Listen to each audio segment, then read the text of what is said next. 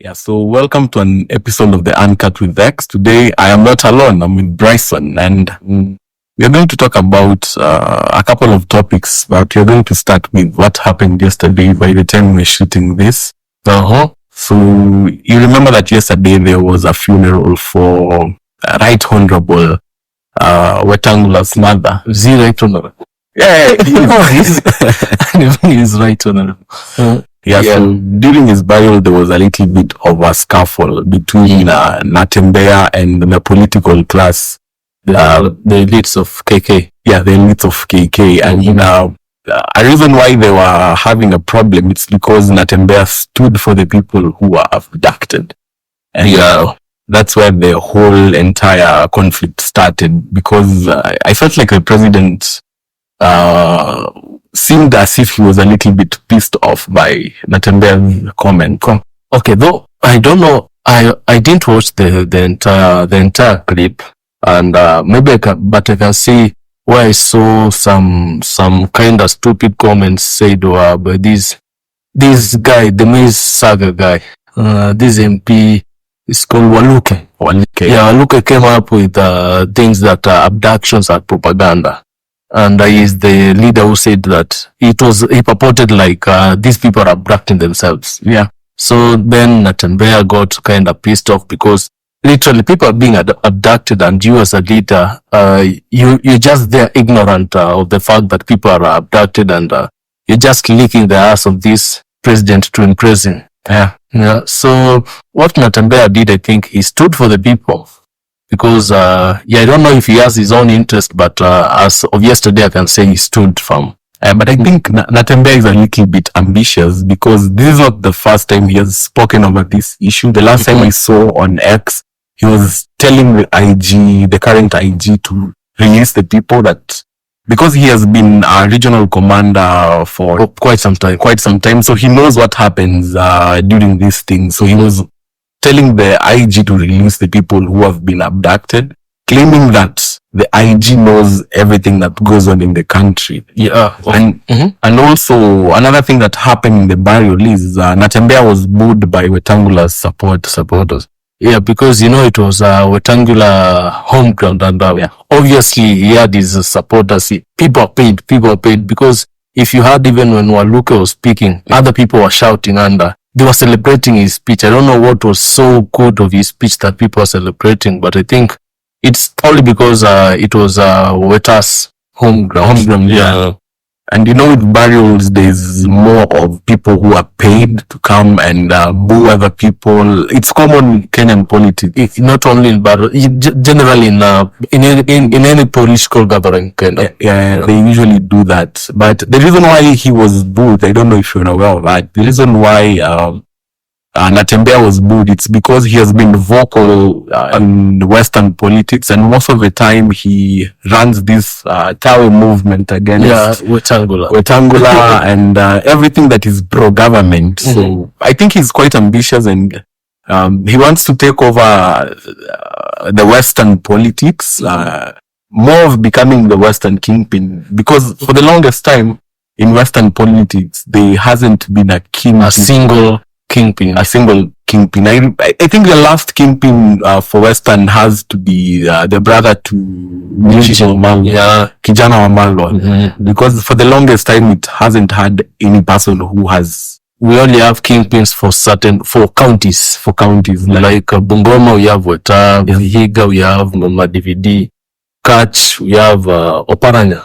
But do you think Wetang'ula was or is the kingpin for Bungoma? Because let's take a little steps behind and look at the 2017 election, for example.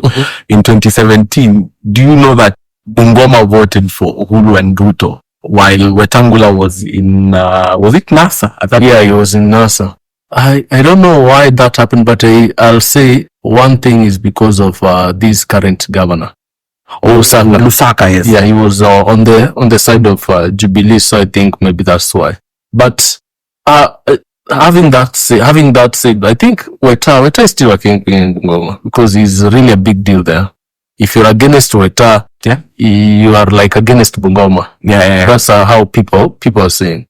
So you think the reason why Bungoma voted Ruto was because of Wetang'ula's influence? Now, the reason that Bungoma voted Ruto, one, I'll say Lusaka, and now Wetang'ula, they were playing on the same team. So they had majority of Bungoma packed. Yeah, probably that was the reason, because this time Lusaka also ran for governor, and one of which he hasn't been doing anything.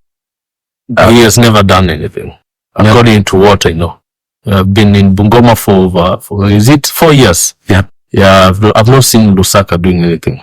Yeah, because Bungoma is quite unlucky, because Lusaka was the same person who did the wheelbarrow, really non-carcinogenic, 109,001 wheelbarrow. Yeah, and they still now have him. And even the next one is going to be worse, because I hear that the next person in line is Didmas.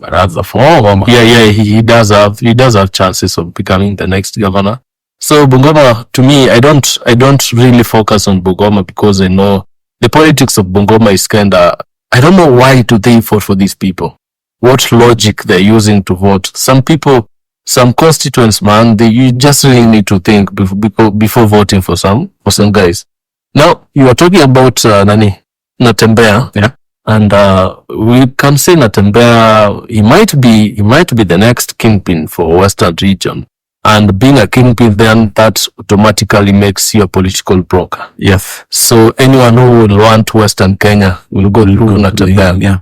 So I think he's ambitious. Through that, he might stick to being a political broker or choose to run for the big seat. And because I don't know. Because I think after the KK guys attacked him, on X, he gained more popularity, because the easiest way to gain popularity now is by getting the political class to attack you. Because currently, as we speak, we don't have any official opposition. Any person who is fighting against this political class directly. Only Rigiji. But for Rigiji, he can't run again for 10 years. For 10 years for office. So we need to have someone there. So that position is empty, and the ambitious people are looking for that position, like Jimmy Wanjiki. There's also who is this guy? Okiya Omtatah, and Okiya Omtatah for president. And most people, not most people, but I think Okiya Omtatah is not yet there. Would I vote for Okiya Omtatah? Yes, but I think he's not yet there in terms of separating between being an activist and a politician. But the same way you've said you'll vote for Okiya Omtatah is the same way I'll say I'll vote for Okiya Omtatah. And it's the same way I've seen several influencers outside saying that they will vote for Okiya Omtatah. Yeah. So I think Okiya Omtatah relates with many young men currently, and he relates with many Gen Zs. Yeah. And we are experiencing a shift in politics in Kenya. Because you see, the kind of games that these people are playing are the kind of moves they are trying to pull, which they have always been pulling them since the Moi era. Yeah. They're not working currently. Yeah. These abductions or all those kind of moves they're pulling, it's not working. And I can conclude that we are experiencing a political shift. If someone like Okiya capitalizes on them, he might get, he might not get. Because I think he's more of an activist, and in our history, activists or freedom fighters, activism, they haven't really benefited from politics really much, because there's a way that the common voter thinks. And this is one thing that frustrates me at the same time, because the way the common voter in Kenya, that Wanjiku voter, how they reason and how they vote is extremely crazy. And regions vote based on one tribe. Yeah. So pick a region like Mount Kenya. So currently, the reason why they won't vote for Ruto is because they feel like Ruto has betrayed them. Yeah. And they want to punish him. So they vote against Ruto. That's how they vote. They vote against a person. Pick a region like coastal region. Coastal region will probably follow where their leaders will take them. And the rest of the regions will either vote for tribes or where their leaders will take them. So that being said, Okiya Omtatah has to find a way of standing out to become a He does not have, we can say, that he does not have a strong foundation. He does not have roots. Yeah. Grassroots. He does not have completely. He does not have a political party. In as much as he might win as a president, and you know very well you can't survive in a nation as only a president independently, without a political party, without the majority. You need these guys. So I don't know his strategy or the strategy that he's trying to pull. But one thing I can say, you see, if indeed he's the right person that people identify with, I know the opposition will align behind him. Okay. So he'll get like the likes of Eugene, he'll get the like of Akina Kalonzo and all these other guys, even Natembeya himself. They will align. Yeah, they will align with him because they want to rip off him.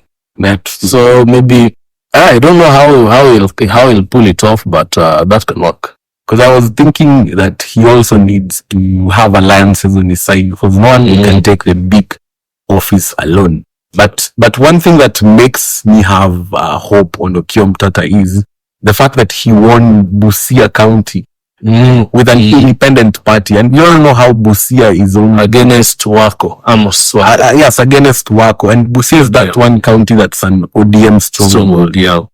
Then he went ahead and won an election which pissed off ODM. So we can say Okiya is a force to reckon with. Yeah, in as much as people might underrate him, that guy is someone to watch out. Because if you can pull out votes against ODM in an ODM stronghold, then you are strong. Yeah, for people who don't understand how Busia politics works, winning an election in Busia against ODM is like winning an election against ODM in Nairobi, Mombasa, or winning against UDA in Eldoret. Or Eldoret. Yeah, it's a big deal. It's quite a big deal. It's a big deal. And that's the only thing I have that makes me have hope that Okiya Mtata will win. But you know, the big office is quite challenging to win. Yeah. It's I don't know what he'll do, but let's rally. Me personally, I'll rally behind him. And I've seen when I speak about Okiya, maybe I'll say I'll pull all the resources that I have in helping him. I know people are saying that he does not have funds to run an election or to run a campaign, of which I'll agree with that 100%. Yeah. He does not have the financial muscles to fully run a campaign. But when people rally behind him, when let's say I'll for example, I'll come out and start mobilizing online such things. That's a way of helping in ways that I can. Yeah. So, yeah. So he might win, because if we have an election, and this is one thing that I feel like might favor him to win. If we have an election today, Ruto against Okiya Mtata, I'm probably sure that most people will vote for Okiya Mtata, even without knowing who he is. Oh yes, sure. Take it anywhere in Kenya, Ruto against Okiya Mtata, without even doing a lot of campaign. Anyone would vote for Okiya Mtata because he does not want Ruto. Because they don't want Ruto. So he has an advantage over Ruto, because Ruto is quite unpopular with his policies, with all these abductions, with the protests. And the best way to win against Ruto is you only have 2 people in the ballot. Yeah, but I don't think we'll have 2. Last time we had around 8 people. But you see, the others were irrelevant. They did not have votes. So these are not people to worry. Less than 300,000 votes in total. That's not a number to worry about. But if you have people like, if Wajakoya comes in again, he is a pretty big now. Yeah. If Kalonzo comes in, he wants it. If someone like Eugene wants it again, or Paranya wants it, now you see, we now have divided votes. Don't you think that's what Ruto will do? Because I was thinking that Ruto would bring Gachagua onto the mix, but I know he won't run for 10 years. That was my reasoning. I thought that the entire impeachment was to try and bring someone else, to bring rather Gachagua there, so that the decision becomes hard for the people. So if it's Gachagua or Ruto, I know most people will re-elect Ruto. Yeah, sure. Because Gachagua is not the best guy who he voted for, in my own opinion. And I think that card can also be used by Ruto, trying to make many horses in different regions to try and confuse the entire. If I were Ruto, Ruto, when you are when dealing with Ruto, money works a lot. Yeah. Because I think he can even fund someone to go and buy. He might find someone like Oparanya, to go and buy, just to destroy votes for other people. Yeah. So if I were Ruto, I could have done something like that. Because if we have a two-horse race like last time, and I don't know who the other person will be, so either we might have Okiya Omtatah, we might have Matiang'i. He's also another guy. We might have Maraga, but Maraga hasn't confirmed yet. Mm-hmm. But I'm sure whoever becomes the second horse has a higher chance of winning the election. Yeah. And by the way, a question. Now, do you think Maraga can vie? Yes, he can vie. Maraga, these three, Maraga, okay, the other one for interior, Matiang'i, yeah, and Okiya. Who do you think people identify more with? Currently, Matiang'i. Currently, Matiang'i, although I wouldn't vote for Matiang'i for many reasons. But currently, if an election was to be done today, according to just today's maybe a nomination I think Matiang'i would be ahead because he is more popular to the people, because he was a cabinet secretary of education and then interior. So he's a well-known name. He's a household name in politics. And I don't know why. Okay, personally, if I were to be asked, I don't think Matiang'i is a wrong guy to vie. Because people will talk about his ill things that he did. Yeah. Maybe you'll point out to not post-election, 2017 election. During that time, the protest time, people are being killed. And next you'll talk about his court defiance. He was defying court orders. I don't know what else people talk about him. For me, if I'm voting again in 2027, I'm not going to risk, because 2022 I was on Ruto's side, and you were probably on Raila's side. Mm-hmm. And the reason why we were siding with these people, it's because we choose to look at their policies and the good things that they have done, and we forgot to see who the people were. And I don't think I'm ready to make that mistake again with Matiang'i, because we already know who Matiang'i is. Because we have he's a person who will disobey the constitution, just like Ruto. He's a person under his time as a cabinet secretary. Abductions were done just like Ruto's time.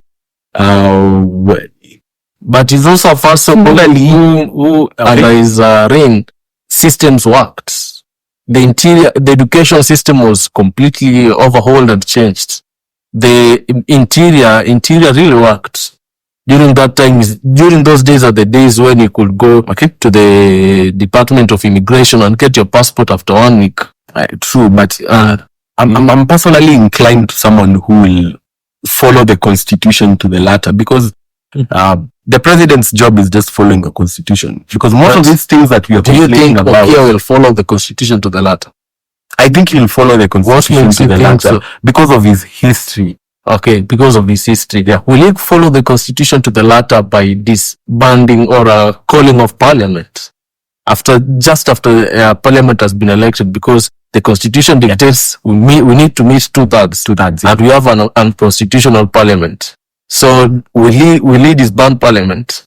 Do you think he'll do that? I don't think. Then he won't obey the constitution fully. There are some certain elements in the constitution which it is so hard for one to obey them or to follow them. Okay. So you'll find even the CDF issue, it is unconstitutional. Yeah. Will he disband it?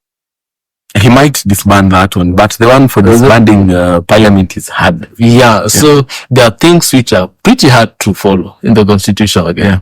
So either all this until we because we are still a progressing country, our constitution is also progressive. And not until we make these changes to the constitution to allow for someone to easily follow them, then and not until then nobody will fully follow the constitution to the latter, including the judiciary itself. They are true. Like I personally wouldn't vote for Matiang'i over Okiya Omtatah. If they both ran, Yeah, in the both reign, Okia. Okia seems to be a good guy. But sadly, I think Matiang'i would be a much fitter competitor for Ruto. Mm-hmm. Because you see, okay, and many people, like in my village, if I go to my grandfather, I'll vote for Matiang'i. Yeah. Because he does not know who the hell Okia is. Yeah. And he knows Matiang'i changed the education system. He knows during Matiang'i time, things worked according to him. And he has that, is that aggressive guy who will address matters. Because when you saw some arguments Matiang'i had, they were really making sense.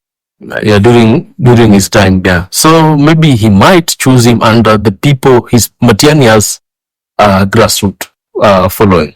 Yeah, he does. But I think if Matiang'i comes in the picture, it won't be about, you see, if Okiomtata runs, it's about someone who is different, who is not part of the political class, an activist. It's someone who is different. But if Matiang'i runs, we go back to our tribal cocoons, and because Matiang'i is just another politician either way.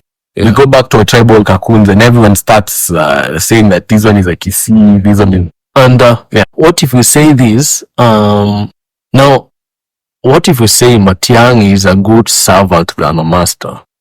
Let's say if he was to be in the mix, okay, let him be a deputy. Let him be a deputy, not a master. Not a master. Because he follows orders. Yeah. He does jobs well. So rather than him giving those ultimate orders, let him be a deputy. Yeah, let him be a deputy. Yeah, that one I'd do. But I think one combination that would make sense is an Okiomtata with deputized by Mother Karua. And that combination would work well. Yeah, but all these guys, you see, another thing I'll say, if you look at the country from an economic point of view, these guys are just they're lawyers. Yeah, they're just lawyers. They're lawyers, and I can say we wouldn't want our country to be ruled by only lawyers. By a lawyer who will follow the constitution. Yeah. The constitution won't make the economy. Yeah, it won't make the GDP grow. Yeah. Yeah, and maybe another, I don't know who will be another perfect choice, but not someone in the law field. Do you think it's about time we took someone like the Equity CEO and make him president? Yeah. Someone who has been an entrepreneur, has had a successful business from scratch, and we can give him a ministry rather than being a president. Because maybe you want him to be a president, but he's not a politician. Oh, yeah. Yeah. Someone like, what name did we call? I've forgotten his name. Yeah. He's not someone, he's not a politician. He's not a politician. But he's a good manager. He can run Nairobi. Yeah. So, we don't really need to make him a president for Kenya to work. Yeah, but I think Kenya should reach to a point where we need to elect people not based on whether they are good politicians, whether they can speak to us nicely like Ruto did, or they come from whatever region. We need to get to a point where we vote based on merit, and that is the only way that will make our country better. If that was ever done in any place, then this world would be in a better place than it is. I don't know. Even the country with the best constitution, according to what people say, the US, that is not what happens there. That's true. Yeah. So we people are dumb. We are idiots and morons. We can't vote people based on their logic. You see, PLO Lumumba, he said that in one of his speeches, he was saying that he was on top of his vehicle campaigning, telling people what he'll do. And the campaign manager came to him, told him that watu wanataka uwape pesa waende. So logic doesn't work for us. Yeah. We only need sweet things. Tell us sweet things and we vote for you. Yeah. Mm-hmm. And that's why when we talk about Okiomtata, because I really want him to win the coming election. That's why when you talk about Okiomtata, we say that he must become a politician and not an activist, because the only way you win an election is not by doing not activism. Yeah, not activism. It's actually being a politician, saying those sweet words. If at all he wants to run the country via using activism as what is backing off, then he'll need to do a coup. You need to overthrow the government because otherwise he won't. He won't. Yeah. That's the only way you can take over a country. By activism, by protest. Yeah. Otherwise, you need to become a politician and you need to find a narrative. You see the way Ruto used the hustler narrative on people, and people felt like they related to Ruto and they felt like they were hustlers themselves. Yeah, that's true. Why they voted for Ruto. So I think Okia needs to find something. And I think it's easy for him because the political class is enemy number one currently. So you just have to find a narrative that's dividing us or that's separating us from the political class. Divide and conquer, because the political class wants to divide us along tribal lines. So if I'm Okia Mtata, I'm dividing the people against the political class. Now, assuming you are Ruto, what would you use this time to divide the people? You've already used the hustler narrative. You've already used the dynasty. Now you're the dynasty. Can I tell you what I think he's doing? I'm not sure that's the point, but can I tell you what I think he's doing? So of late I've been seeing on social media, there's been this tribal thing where it's not the tribal thing that we have experienced in the past where it's two factions against the other. This one that he's trying to bring, it's like one faction against one tribe, every tribe against one tribe, and that tribe that is targeted is the Kikuyu tribe. So what I think he'll do is he'll find a way of uniting these other tribes and telling them that this one tribe feels entitled that they need this amount of positions in government, and he'll unite every other tribe against one. But he'll also need that tribe. If you unite every other tribe against one, you won't need it. But okay, maybe if he manages to pull that off, maybe it can work. But how will he unite other tribes against? See, you just come up with a narrative and you say, one thing about the Mount Kenya tribe, they usually know what they want in terms of politics, and they usually know what they want in terms of leaders, the positions they want. So during campaigns, you'll hear them request for these positions. So it's just easy to twist the narrative and say that these people feel entitled. They feel like they own the country. They feel like they are the ones who fought for independence, or we also fought. You can just create a narrative and divide and conquer.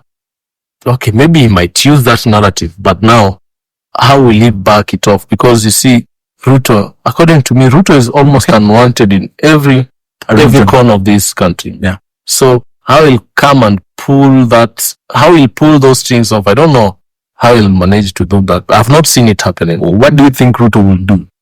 If you were Ruto, what would you do to try and divide and conquer? Ruto will silence the bigwigs. How? He has already silenced Raila. We don't know how Raila will come up again. The people of Kakamega have already been put in his pockets. Yeah. Because you only need these leaders. Yeah. Yeah. And you see, someone like Hassan Joho, I don't know how because he has already been silenced. Yeah. So the moment you're in government, you won't speak against that government. It's true. Yeah. Raila is in bed. The opposition, the ODM is in bed with the government. Yeah. So we have, maybe assuming we have a coalition of UDA and ODM. Yeah. And since Raila, his days are over for being president, that's what I can say. He might decide to make a coalition between UDA and ODM, and power will be shared. I think that would work, because people underestimated the broad-based government, but it was really impactful, by the way, if you noticed. People had underrated it. People thought that it wouldn't work, but it was quite a big blow. So if Ruto ever does a coalition with ODM and UDA, that would then it's over. Break things. Because you remember how the other election maps was, most parts were blue. Yeah. Most parts were blue than yellow. So if you manage to get those blue parts and a few of the yellow parts, that's how you win an election. Yeah. And I think that's what he'll do. Yeah. He might, I don't know if Kithure will be the next deputy president. He might even pick someone from Western Kenya. Yeah. And just having Western Kenya, even disregard Mount Kenya. Having Western Kenya, you've won the election. Yeah, you've won there. Because Western, you're speaking of Nyanza and the larger Western, Nyanza and Western, yeah. So he would have won the election, and I think he might do something like that. Yeah, finishing up, you have mentioned something about Kithure not being deputy. Do you think there's a little bit of problem between him and Ruto? I haven't followed much, but I've heard rumors. Those rumors have been, they have called them allegations and rumors which are not true. But you all know rumors are always kind of true. Because it always starts with a rumor then. Yeah.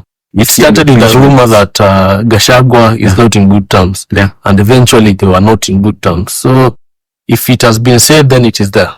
Why do you think there might be a problem between Ruto and Kithure Kindiki? He is a sitting duck. There's nothing. He is not doing anything. Yeah. He's only receiving orders and he's not being given work. all work is being done by Farouk Kibet. Yeah. Yeah. So Farouk is the deputy president. So maybe I can say that because maybe Kithure hoped that being a deputy president is the most powerful position he'll ever have. Not only to realize that being the interior was the most powerful position he had. Because during those times he was very vocal. He was very vocal. Yeah, he was very vocal. But right now, I've never heard of Kithure. You know, I only saw his speech for the new year and nothing else. You know, last time I was reviewing this deputy president, I'm actually making the same mistake. I was reviewing the video of the former deputy president and I forgot and I said, so this is the video of the deputy president of Kenya. That's how much Kithure Kindiki isn't being felt at all. He's not popular. He's not being felt. I don't know Kithure Kindiki. I don't know if he exists. I don't know I just don't know Kithure. Yeah, so I think we might have another deputy president in future, maybe. And I heard rumors that Kithure won't reach 27. There were rumors that Gachagua. I saw who said this. I think Junet or Kimani Ichung'wah. Someone said it on X. I don't know. Maverick. Yeah, I saw Maverick Aoko tweeting that Kithure won't reach 2027. Let's see. Let's hope we'll be there to see. Yeah, but Ruto is changing them, man. So yeah, we'll wait and see. And to lastly close this, I know I say that we are ending this, but I felt like Kimani Ichung'wah lost a lot during the impeachment. I thought that he was going to be the cabinet secretary of Interior, because if there's anyone who lost a lot aside from Gachagua, I feel like it's Kimani Ichung'wah, because he lost his own regional backing to that. If he could have gone for that position, then Kikuyu might have fallen to the dogs. His constituency. Yeah. Because that could have dictated a by-election. And in a by-election, they would have lost Kikuyu. Oh, yeah. That was a guarantee. Because we had already had the June 25th, and the country was changing. So if he was a CS, then Kikuyu ingaenda. And you know, these by-elections are usually they usually tell how elections will be, because I remember in Kiambaa, what happened. Jubilee lost it to UDA. So I think that was smart for them not making sure that a by-election would happen. But I don't think a by-election would happen because IEBC hasn't been reconstituted. No, we have a country that is not following laws. So IEBC could have been reconstituted. Yeah, in 90 days, IEBC could have been reconstituted and the election done.